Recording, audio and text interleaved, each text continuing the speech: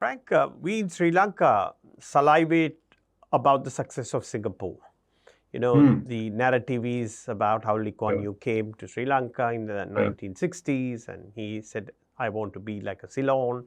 But of right, course, the trajectories were very different.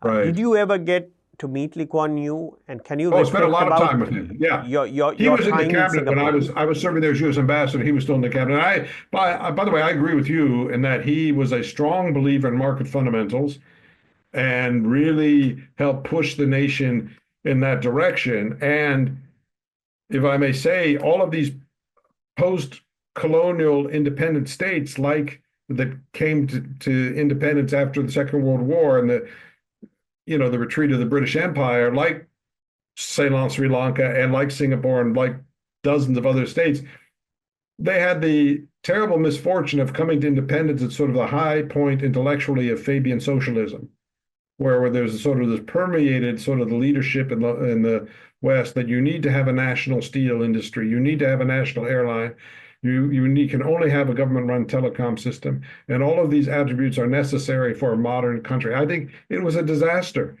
And Singapore was able to escape from that disaster, move away from that disaster more rapidly than most. And Lee Kuan Yew had a lot of discipline to make it happen. But I think most countries were mired in this for decades before they realized our national airline is hurting us more than it's helping us.